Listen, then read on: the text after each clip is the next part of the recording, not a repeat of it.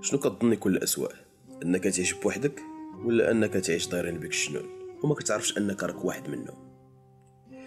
مرحبا بكم في حلقه جديده من القصص اللي ما كتساليش في دماغك من بعد المشاهده. اليوم غادي نحكي لكم على ذا اودرز، واحد من اقوى افلام الرعب النفسي في البدايات ديال الالفينات.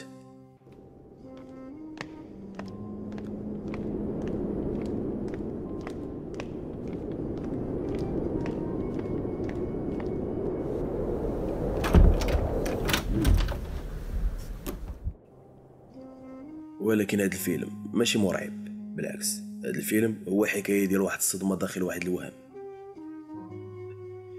غريس امراه ارستقراطيه اللي كتعيش في واحد الفيلا اللي كبيره بزاف وعندها جوج وليدات، ان ونيكولاس. الدار كلها ظلام، الشراجم ديما مسدودين. علاش؟ حيت الوليدات ديالها كانوا كيعانيو من واحد الحساسيه اللي قاتله بزاف وما كيشوفوش ولا ما كيقدروش يشوفوا الضوء.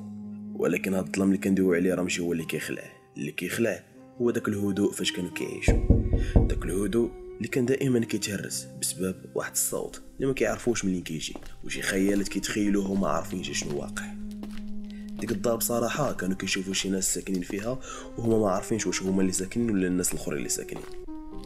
كتبدا الاحداث تخرج على السيطره، البيبان كيتحلوا بوحدهم وكل واحد شنو كيدير. الطفله ان كانت كتقول للوالده ديالها انها كتشوف واحد الولد اللي سميتو فيكتور. غريس وسط داك الظلام كامل كانت كتشد في الايمان ديالها وفي التقاليد وفي الصلاه ديالها، لان الايمان ديالها كان قوي. ولكن الظواهر للاسف كانت كتزاد بشكل كبير، والولاد ديالها كانوا كيبداو يشكوا فيها. واش هي اللي كتهلوس ولا الدار اللي فيها الجنون، ولا كاين شي سر اللي اعمق من هادشي كامل؟ دوك الناس اللي كانوا كيشوفوا في ديك الدار كيبداو يتصرفوا بواحد الهدوء اللي غريب، بحال ما مخبيين شي حاجه عليهم. وهذوك الوجوه ديال دوك الناس اللي ساكنين في ديك الدار ماشي ديال الناس اللي جداد على ديك الدار، بالعكس كانوا كيبانوا بحال الا موالين المكان. الحقيقه كتجي ماشي بصوت ولكن بصدمه. غريس قتلت ولادها، ومن بعد ما قتلت ولادها ناضت قتلت راسها. في ديك اللحظه ما تقبلتش داكشي وبقات عايشه في الوهم، كدور في الدور ديال الام اللي كتحمي وليداتها. وهذوك الناس اللي كانوا كيشوفوهم جنون فعلا هما السكان اللي سكنوا من بعد ما ماتت غريس هي وليداتها. الفيلم ما كيتسالاش هنايا، بل كتفتح نهايه اللي صادمه بزاف.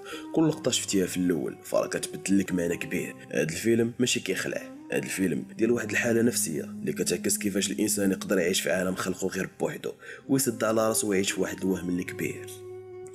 الموت هنا ماشي هي النهايه، الموت هو البدايه ديال واحد الكذبه اللي كبيره بزاف. وهالدار هالدار راه ديالنا، عمرنا ما غادي نخرجوا منها.